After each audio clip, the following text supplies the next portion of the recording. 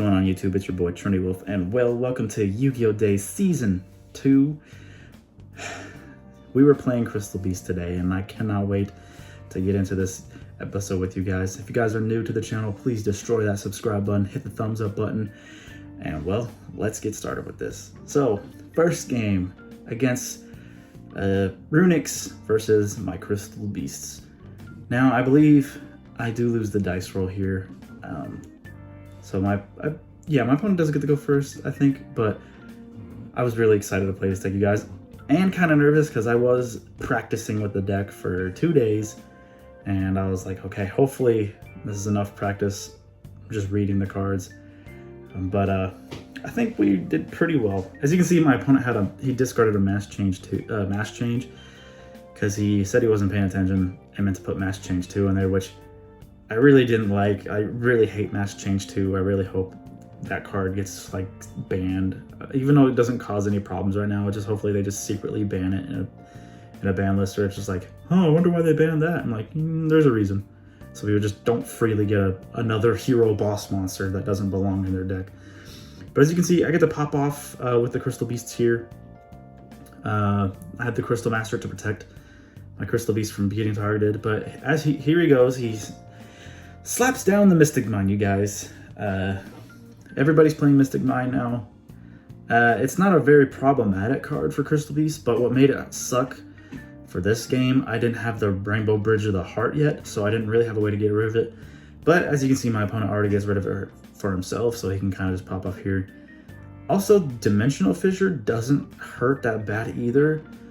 Basically, what I discussed with my opponent after the match was over, it was just like, it's like it didn't hurt that bad. It's just the longer the game progressed, the more it started to hurt. So early on in the game, it doesn't do anything, but it's like the later the game goes on, it starts to hurt. So as you can see, he's pretty much popping off this Sprite engine. His Dimensional Fissure was kind of making him have to play differently. But I'm just like, I just never understood why you'd want to play cards in your deck that kind of affect other cards in your engine. Like, to me, that just doesn't make any sense. Like, why would you play cards that hurt your own deck? Like, it doesn't, I don't get that. But anyway, see, he just kind of ends on a gigantic Sprite, and I believe I activate my I can't remember, see what that was. No, that was just a quick play spell. And yeah, we Dark Rule no more because I didn't want him to use the carrot to negate the bridge. So we destroy our Sapphire Pegasus, we get our counter trap, and then we bounce the back row back up to his hand. And then here comes the Crystal Beacon, because I believe, I wonder why I got Amethyst Cat. I think I can't quite remember this game, to be honest, but we go for a Baguska, which was kind of a misplay on my part, because he's just gonna, because Baguska only affects, you know, regular monsters, so he's just gonna be able to link off, and then that kind of just cost me the game. I should have just went for something else, but I was really just kind of out of plays there, just because of the Dimensional Fissure was just hurting so bad at that point. But I can't remember if anything that I had banished just really affected me, but anyway, that's just gonna pretty much be the game, because there's just really nothing I can do. So game 2, however, I get to go first. We start off with Crystal Master and set 2 and pass, because we bricked. It was just Topaz Tiger in our hand. That was pretty much it. So I had to banish one because of, you know, his runic cards. He sets 3. I Cosmic one of them. Summon Topaz Tiger and swing. And then when his turn starts, he activates the quick play spell, the continuous spell, and then he slaps down, you know what, Mystic Mine. So I go ahead and just normal summon Turtle. I counter trap, because he's, you know, this is kind of like a back and forth game, so I'm just trying to negate anything that gives him any kind of advantages at this point. So I see I did the Twin Twister on the other 2 cards, and he started comboing off because he, for some reason, thought I destroyed the Mystic Mine. I'm like, no, like, I don't care about the Mystic Mine. It can stay there. It's fine. Like, I'll have another out for it soon. I mean, it's cool. But basically, he just makes the elf to crash to get killed by the Topaz, just so he can just keep the Mystic Mine on the field. I called by the grave his Jet just so I could free up one of my spell and trap zones for the Crystal Concave. So I'll be able to So I was like, okay, I'll be ready to bounce the Mystic Mine when I'm ready. But he pretty much just gets rid of the Mystic Mine for the Runic Quick Play, the field spell. And you see I have the Bridge of the Heart. And essentially, because he got rid of his Mystic Mine, I'm basically able to pop off now. I bounce the card back up to his hand. I summon the Crystal Beast Rainbow Dragon.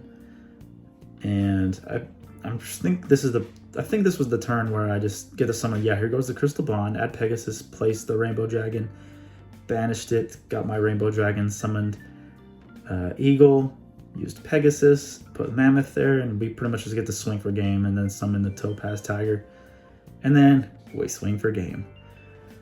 Sadly, on to game 3, however. Time was pretty much the reason why I lost here. I hope Konami switches their time rules soon, because I can't tell you how many games I could have won.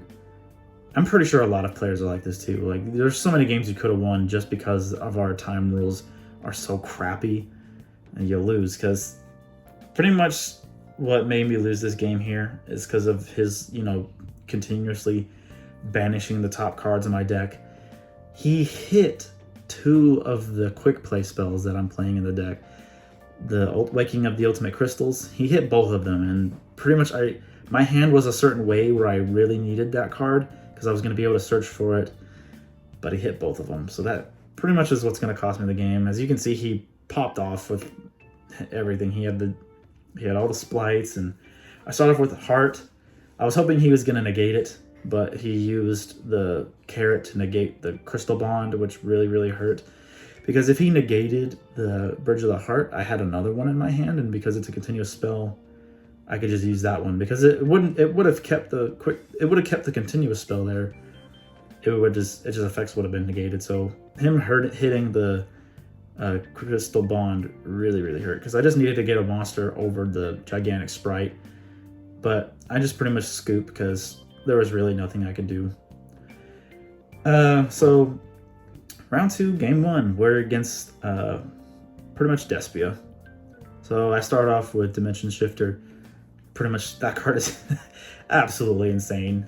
He tried to Effect Veiler my Crystal Beast, Rainbow Dragon, but I was trying to explain it was in the Spell and Trap zone. So plus it banished itself for cost, so it wouldn't matter. So he was a new player, just a kid just getting into the game, but he knew what he was doing. So I never take any of my opponents lightly. He knew what he was doing.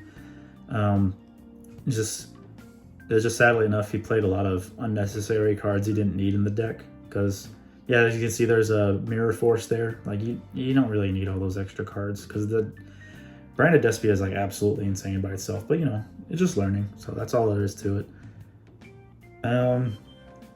Pretty much, this is just a grind game between the both of us, because I just sat on a Baguska, and my hand was, like, kind of bad.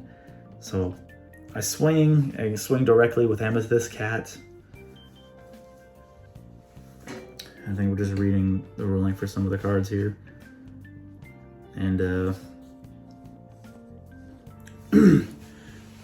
so, but yeah, it's like I explain in all my other videos. When you play, of course I take every opponent seriously, but whenever you play against, kids, it's they're the future of our game. So don't just blow them out and discourage them from just ever wanting to play the game again, because then you'll make them feel like they can't do it because of how overly complicated you make your turn. You don't need to do all the crazy crap that your deck can do just because you can do it. It's just take your time and have fun with the kids. You know what I'm saying? There's no reason to just essentially be an asshole about it. There's really no reason to do that. So I'm just taking, even though my hand was kind of making me play slow anyway, it's what I would have done anyway. So essentially just take your time and just try to teach them how to, he knew what he was doing, but so I didn't really need to teach him anything, but make sure, you keep these kids into come in and play in this game. Because they're the future. Seriously, if you like the game enough, you'd want it to stay around for so many years. So anyway, guys, I'll continue. As you can see, I got the Rainbow Dragon on the field. Then we tribute it for our Rainbow Over Dragon. Because I knew he was playing weird back row, I didn't want to overextend into like bigger monsters than what I had. But once my attacks were successful, I was like, oh, I guess I could have went into the ultimate crystal to swing for 11, but it was all good. I believe this is when I used the rainbow over dragons effect to shuffle everything back into the deck, because he basically had one card left in hand, and I still had all my resources, because when I make these videos, everything's all speeded up, of course, so the game was a lot longer than you guys think, so time is starting to tick here, and this is still only game 1. But essentially what made it go back into a grind game was like I didn't have another way to get the one other crystal beast left in the deck, so I was like, oh, so I couldn't make Rainbow Dragon just yet again, so we kind of went back into a grinding state. But with the Crystal of the Heart, it kind of just makes it easy. See, as you can see, I destroyed the Ruby Carbuncle, added Crystal Concave, because I was going to add Beacon, but I switched it for Concave, just so I could, get to... See, I destroyed the Pegasus, added the Miracle, and then special the other Pegasus.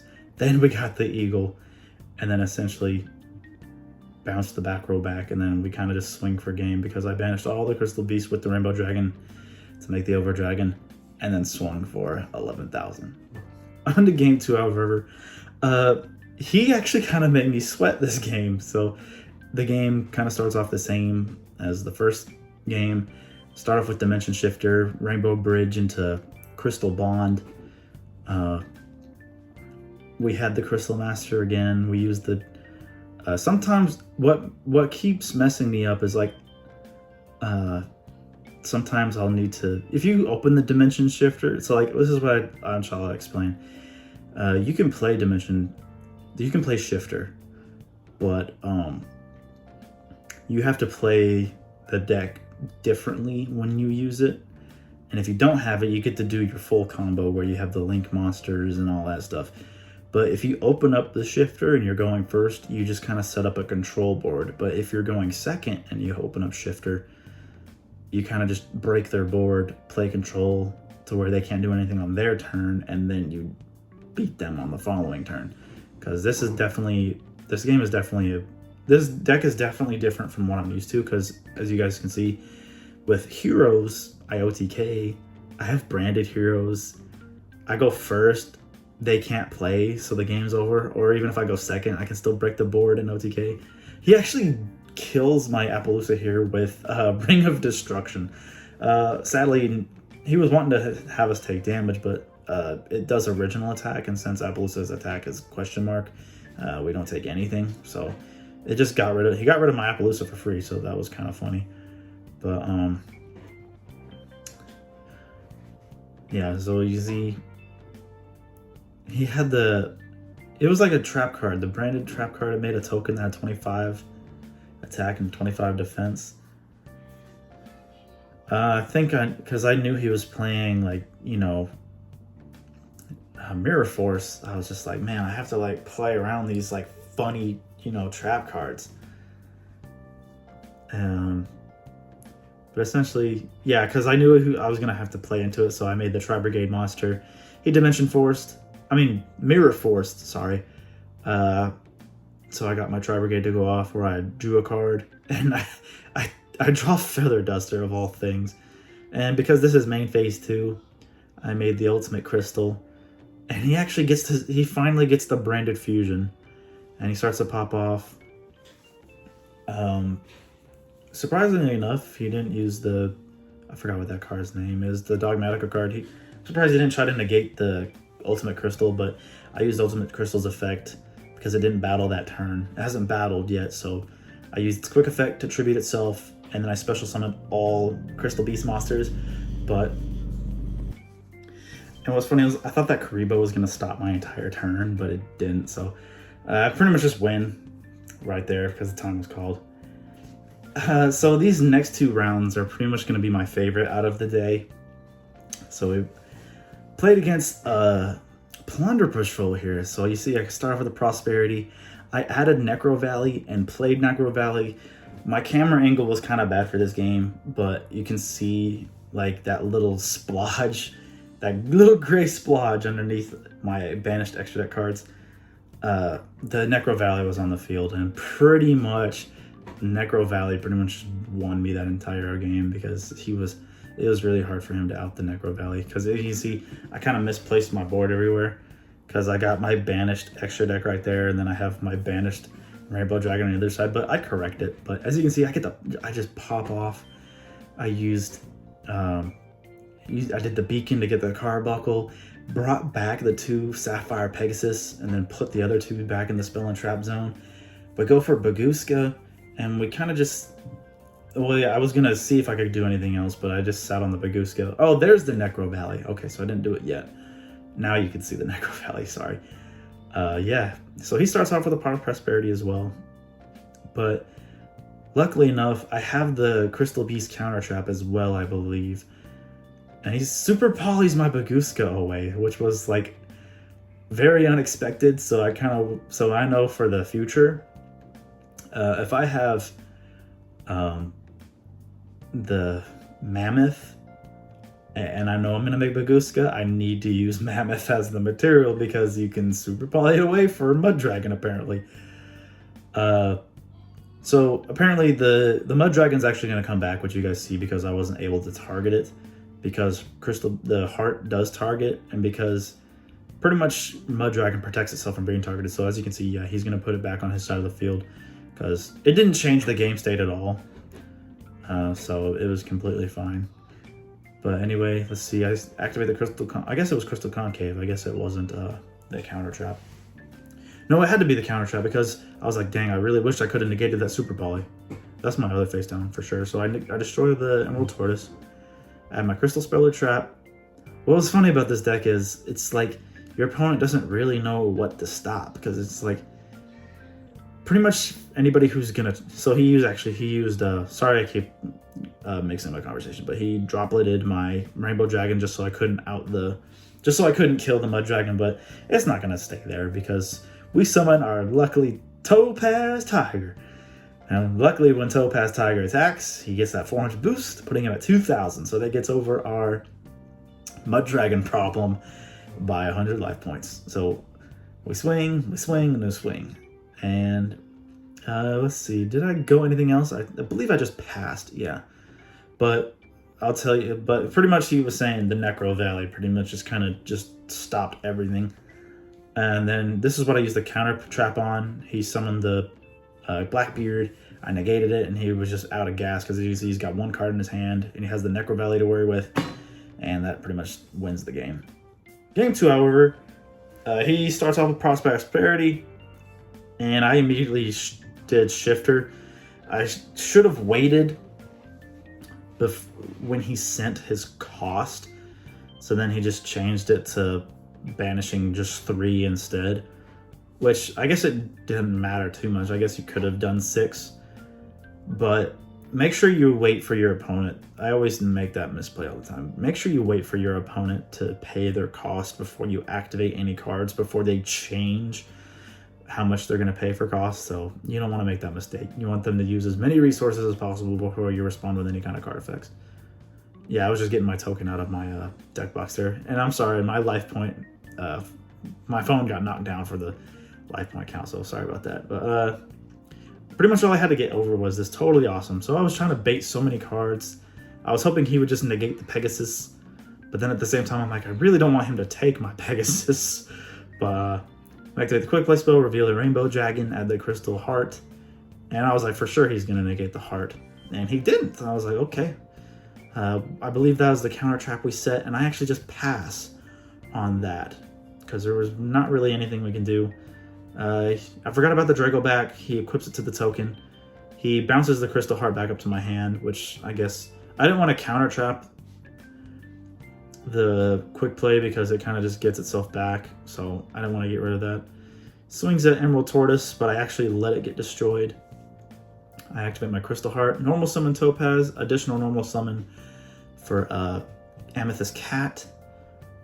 I'm like, man, when is he gonna use this totally awesome on me. So I destroy my cat, and then I was gonna use the heart to bounce his totally awesome, but he just negates heart and takes it, as you can see, because he has the blue sleeve. He has the green sleeve on his side of the field.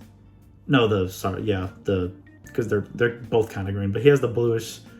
I have the mint sleeve. Sorry, so as you can see, I made Appaloosa with the monsters I had, and I believe this is where I make do Garrus, yeah, and then we activate the effect to double the attack of one of the monsters on the field. So now Appaloosa's attack is double, and I had 4.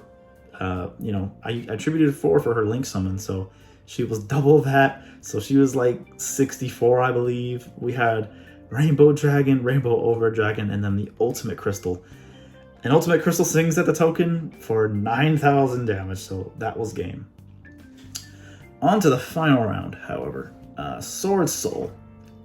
And this is where I was saying, I guess I kind of recorded my deck profile before this, but as I was saying in that, this is where I was like, I guess I was maining Nibiru because of this game right here. So as you can see, he pops off. The minute that token hit the field, smacked him with the rock, and that kind of just neutered his play a little bit. So he just ends on a token, and the 10-Yi Link monster with no effect.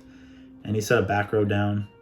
It was the back row that you tribute a worm monster and you do something.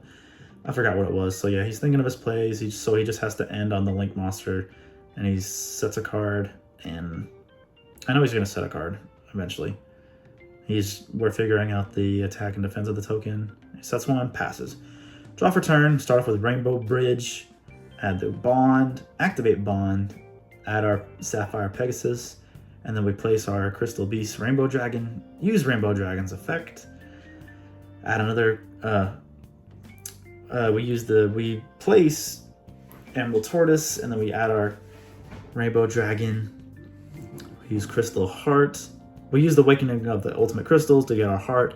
Activate Bridge of the Heart. Normal summon Sapphire Pegasus. Place Cobalt Eagle. And this is where he activates his Quick Play spell. He thought he was gonna trigger another effect, but I was like, well, you're tributing it. It's not getting destroyed, so I guess he was trying to get some extra stuff there. So it only summoned Ashuna. I think that's what it's called. So pretty much I was like, okay, I need to get rid of this token before anything else, so he doesn't get any effects, because a token's a non-effect monster. But as you can see, I'm kind of just going crazy here. I've got 3 Crystal Beasts in the back row with my Emerald Tortoise. We make our Cross Sheep, and then we activate our Crystal Beacon, getting 3 Crystal Beasts on the field. Pegasus activates to put our Amethyst Cat in the Spell and Trap zone, and I believe I have all my Crystal Beasts at this point. We make Dugaris. We use Dugaris to revive our Sapphire Pegasus.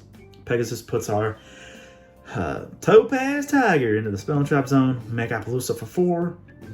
Summon Rainbow Dragon, Over Dragon, and then we banish our 8 for Ultimate Crystal. And then he essentially scoops because he realizes it's game. And he had 2 Mystic Mine in hand, so I was glad I finished him that turn and didn't walk into the Mystic Mine.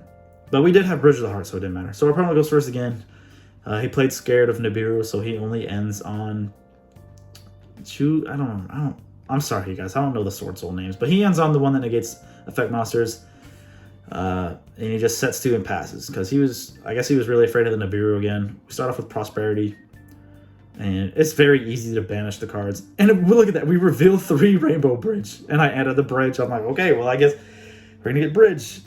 And then we had our Crystal Heart, and we activate Bond, Rainbow Dragon. I just love this deck, you guys. Like, the synergy these new cards have with the deck is just absolutely insane. We get our Amethyst Cat, adding our Rainbow Dragon, and then we still have our normal summon. Here comes Sapphire Pegasus. I can't remember. Yeah, he negated the Sapphire Pegasus with his monster, but it's fine. We destroy Sapphire Pegasus. So I hope I'm not wrong on that, because even if their effects are negated, I think I've seen it somewhere where even if they're still destroyed, they still get to go to the Spell and Trap zone. Because So I hope I'm not wrong on that, but someone please let me know down in the comments if their effects are negated, would they still go to the spell and trap zone? I think they do, but I'm not 100% sure. But we summon the Rainbow Dragon and we essentially just swing over the monster, and we make Cherubini and we dump our Ruby Carbuncle. I didn't want to do that, but I was like, you know what? I just want to get as many Crystal Beasts in the graveyard as soon as possible at this point, because our first game did kind of take a while. And as you can see, he gets to pop off. He's just wondering what the Rainbow Dragon did. I'm like, it doesn't really do anything on field. So I wish I had Cherubini pointing at Rainbow Dragon. So he actually bounces the Rainbow Dragon back up to my hand, which I was like, yeah, that's completely fine. And he was like, yeah, I kind of figured it would be. And he made Baron de Fleur, and he was going to destroy my 2 cards in Spell and Trap Zone, and I hit it with the counter trap. He played some Sword Soul. What is this? Sword Soul, Sacred something. He brings back his Synchro Monster, but since it wasn't Synchro Summon, it doesn't get its search. We normal summon our Cobalt Eagle. We destroy the Cobalt Eagle. We bounce one of the back row back up to his hand. Activate the Crystal Bond, placing our Topaz Tiger into our Spell and Trap Zone. Additional normal summon for Pegasus. Place Amber Mammoth, and we have all of our 7 Crystal Beasts. And here's Rainbow Over Dragon, and then I wanted to play it safe, so I just stopped with the Over Dragon. And because Pegasus attacked, we summoned the Rainbow Dragon from our hand and swung for another 3,000. And then he activates Mystic Mine, which I should have been wary about, but we have Bridge of the Heart. So I was like, okay, I'm ready to bounce this at any point. But I passed the turn, kind of overthinking because of the time. And he actually swings at my Pegasus to try to do damage. And this is when I bounce it back up to his hand, and it doesn't get any effects because it was bounced. And the Mystic Mine was still there. And we top decked the Feather Duster and essentially swung for game. But anyway, guys, this has been an amazing episode. I'm glad I'm starting off the season with a brand new deck with you guys. Crystal Beast this deck is insane. Hopefully the new support in the future does more, and I'll see you guys in the next one.